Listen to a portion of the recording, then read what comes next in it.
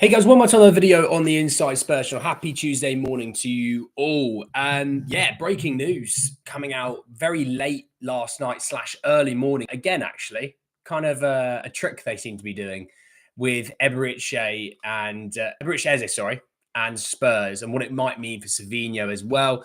So we're talking about all of that. It's not going to be a long video because I do need to go to work. So it's going to be a nice, quick 15-minute video so I can get gone. So morning Spurs and Louis and Dragon, and how are we all? And yeah, Eberechi Eze. I mean, a few days ago, August 9th, Poseidon on Twitter saying that Spurs have made direct contact with Eberechi Eze's camp on Thursday. Spurs considering making a move for him. Thomas Frank is fully on board, contrary to previous reports. And then yesterday, about 9:30, saying that Spurs still yet to make an official offer. However, Eze remains towards the top of the list after Arsenal talks have stalled. The deal is separate to Savinho. Thomas Frank wants a 10, and he's always been on board with the signing of Eze. Crystal Palace are aware of Spurs' interest, right? So there's that. Paul O'Keefe, 6 hours ago, we're talking about 2:30 in the morning, saying that Tottenham have made contact over a deal for Eberechi Eze. Talks have taken place. Who else was there? There was the Source, wasn't it? The Source was quite a big one.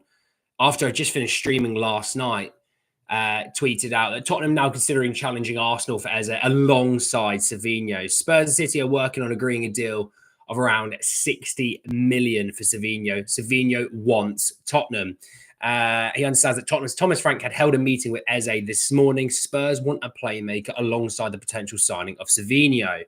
So obviously, loads of excitement, loads of great things happening, and so on and so forth. And then people sort of, they always get a bit skeptical and they go, well, where's the big dogs? Where are the big dogs of football reporting talking? Well, fear not and fear less. At 7 a.m. on the dot this morning, an hour and a half ago, Fabrizio Romano saying he understands Tottenham are also back in talks for Eberechi Eze in a separate deal from Savinho. Spurs are trying again for Eze while they work on Savinho following Maddison's injury and Son's exit. Eze is keen, but deal depends on Palace as release clause has expired. I mean, the key thing is here on this regard. Drago, Bazza, John, Steve, Denise, how are we all? The big thing about this is Maddison's injury, I think, really sparked them into gear, because I don't think they were I think they wanted to go, an attacker first, maybe then work on a defender, and that was about it. But the fact that Maddison obviously gets injured, he's going to miss pretty much the whole season, and Kulu's still injured. The need for a 10 jumped to the top of the list again. And the big thing with Thomas Frank and his attack is he likes versatility. He likes the fact that you can play 2 or 3 different positions. That's why I think Matisse Tell, could be really good for Thomas Frank. That's why I think he wanted Kudus. Kudus can play a few different positions. Eze is the same. Eze can play a couple of different positions. He can play centrally. He can play a little bit to the left. When you think of Savinho can play left and right. Some people, by the way, misconstrued my points yesterday, saying that I said he doesn't like playing on the left. If they'd listened on a little bit more, I actually said that Savinho's best output came from when he played on the left, if you saw his Girona season. So just want to clear that up before anyone sort of gets wound up by it. But the key things are, Maddison's injury, now the need for a 10. Homegrown, which also helps. He wants to move to Tottenham. We've known that for a while, to be fair, that he doesn't, it's not like he's going to force his move, but if Tottenham was a club that were like, yeah, we really want you, he would like to go there. And the Arsenal talks supposedly have stalled, according to some of the reporting last night. Now, I don't know about the stalling part of them. I still feel like they're further on in this deal, but Spurs moving Savinho has not stopped them going Eze as well, which is fascinating. Look, we know the money's there to spend. We know. The Gibbs-White deal basically is Savinho money, right? So that's negated itself. This is now extra. And it's exciting. It really is exciting when you think about, people want players to get them off their players getting them off their seats. I mean, if you think about Eze last season, I'm just going to bring up his stats for last year. Where are we? Transfer market. Here we go. Look at few full stats. 24-25 season. He's 27. He's not long turned 27, actually. Turned 27 about 6 weeks ago. I mean, 43 games played, 14 goals, 11 assists across the Premier League, the FA Cup, and the EFL Cup. If we just take away the cup competitions and just look at the Premier League, he played 34 times with 16 goal contributions, because he had 8 goals and 8 assists. I mean, the output there is much better than Kudus and Savinho, which that's exciting. He's in the slap bang middle of his prime, and he'll be good for multiple years. I like it. I like this move a lot. I know Hansi, when Hansi wakes up today, or if he sees this, he's going to be buzzing, because Hansi has always been saying, I want Eze. Do I think Eze is keen to join Spurs? I do. He absolutely Jacob. Morning, Tight. Morning, Darren. He said he wants Arsenal. You can want multiple clubs, by the way. Like, it's not, you're not, it's not like he can only focus on one club at a time. You can want multiple clubs. It's not a bad thing, Zainuddin, how are you? 140 mil for both. Let's get it done. I think it'll end up being closer to 130 is my guess. Obviously, Eze's release clause, I don't know enough about if it's expired or not, but let's work on the premise that it hasn't expired. We know it's 60 million plus 8 million in add-ons. So it's a 68 million pound deal. Well, obviously, if it has expired, then obviously you can negotiate a bit more in terms of, hey, we'd like to structure the deal like this, and we'll sort of see on that. Obviously, we talked about the Mirror yesterday saying that it was super unlikely that Arsenal were going to get Eze by the weekend. So their deal does feel a little bit still quite far away. So Spurs can get in here. Spurs can steal the march here. Now, they'll have to be quick and they'll have to be super efficient with this. They'll have to, obviously, I don't think personal terms will be an issue. I think they'll get personal terms sorted super quickly. It will be the structure of the deal, because Arsenal have spent some decent money this summer. They've bought Gyökeres, they bought Zubamendi, they've bought Norgard, Kepa, Madueke. They've spent some good money this summer. Spurs have a bit more of a wiggle room to really go for it in terms of structures of deal, because Spurs might give them a good lump sum up front and then spread out over another few years, but give them a big lump sum up front, which might suit Palace in terms of their transfer market dealings this summer. Obviously, the Community Shield being on Sunday, I feel like some teams are kind of trying to do Palace maybe a favour and go, hey, we'll let them play the Community Shield, let Eze play, and then we'll go for him after that, maybe. I don't know. If we get those two, I'm sure we're battling the top 4. 34 in the Premier League. That is too many for Spurs. We need players injured at least 15 games. Brilliant. Needs to get these deals done and then can add a left back. Well, supposedly not going for a left back this summer, and I'm not talking about it because I'm heartbroken. Palace will want a lot up front, especially as they will need to replace. Again, though, it's you come to a middle ground, don't you? And I think with the release clause, it was pretty much all up front in terms of the initial 60. That's what the vibe is in the market. It was pretty much all up front, and I think that's what clubs were like. Oh, can't really afford that.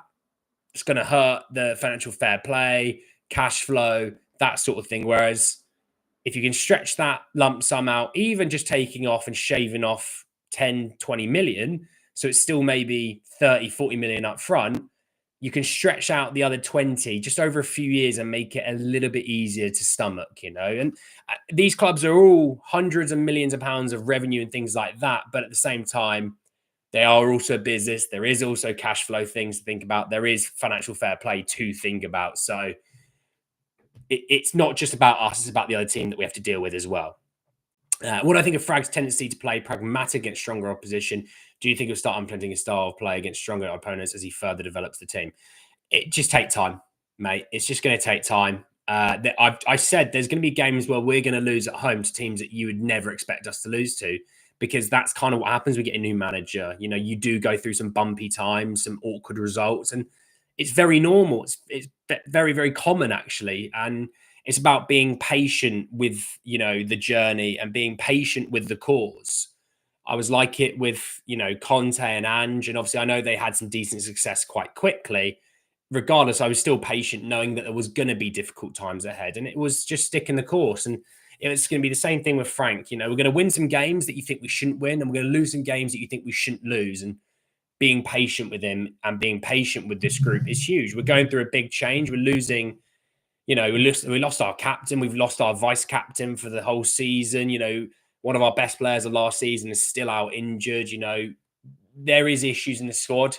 Players have only just joined. Kudus has been here about a month now, but, Paulinho's been here for, 30 minutes. So it's just about being patient. That's all. And that's why I didn't try and get bent out of shape about, Paulinho and maybe his performance gets Bayern, because I was like, well, he's just joined. Like, I'm not going to kill him for it.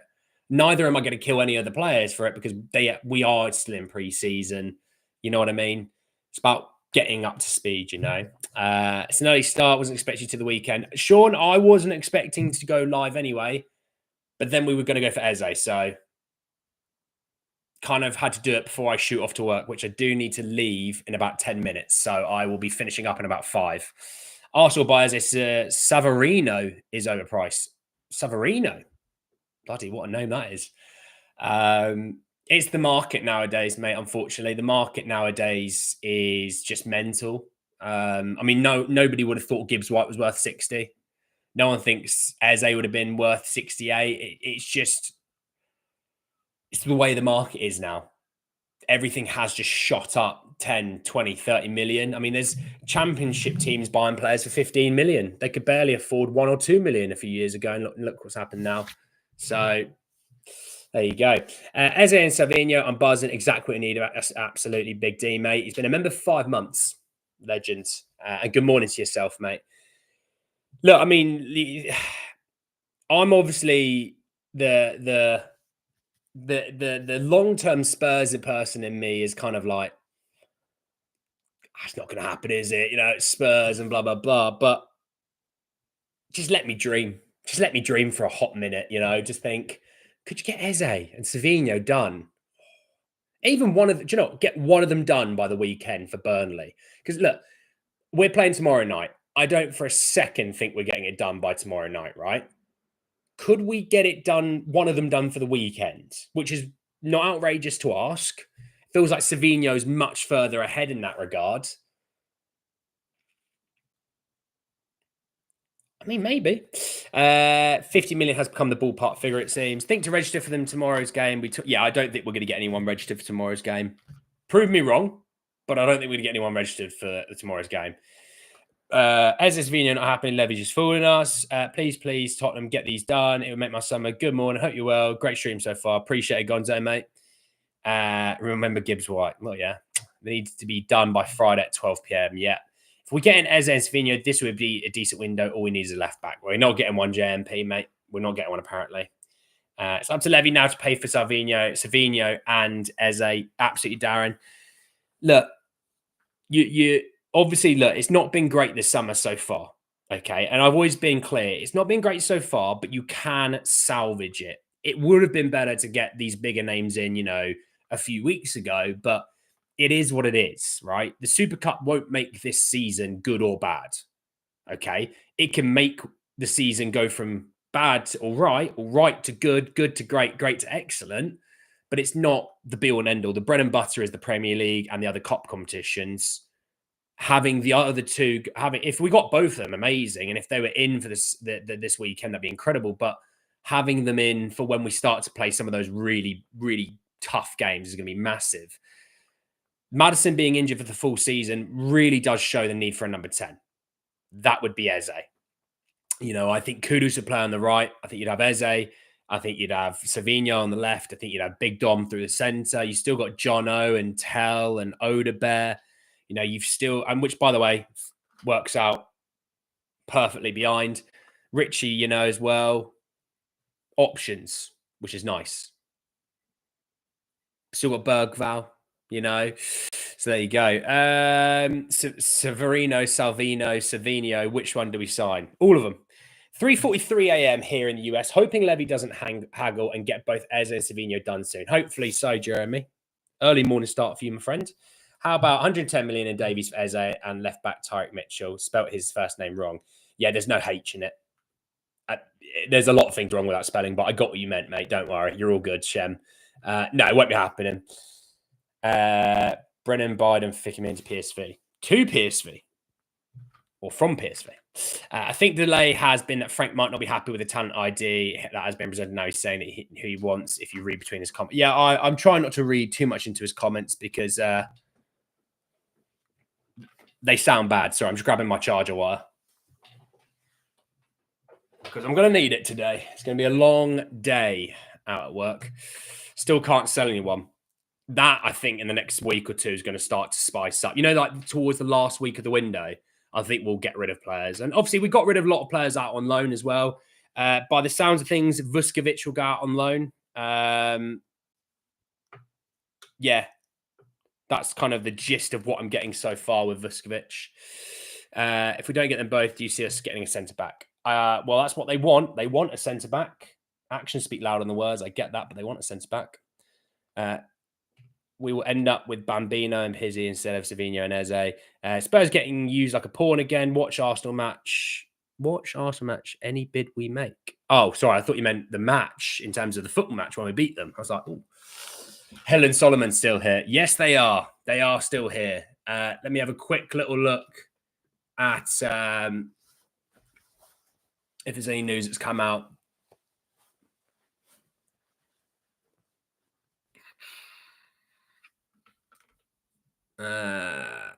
Yeah, Ben Jacobs, Spurs in fresh talks. Yeah, Madison's injury made it a real situation. Bologna have asked for information on Brian Hill. That was 11 hours ago from Nicolo Shearer. So there's that. Apparently, Jack Pickbrook has said that Man City don't want to sell Savinho and consider the matter closed.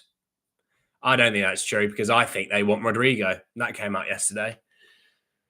Let's just get these deals done. Absolutely. Tottenham must change the way they play. Well, we'll see. But anyway, thank you so much for joining me this morning. I've got to go get a train in about 20 minutes. So thank you so much for joining me this morning. Please go and enjoy the rest of your mornings, afternoons, evenings, wherever you are in the world. I'll be back soon to talk a lot more about Tottenham. And you never know about here we goes and winning cup competitions. Let's see. Take care, everyone. See you later. Peace.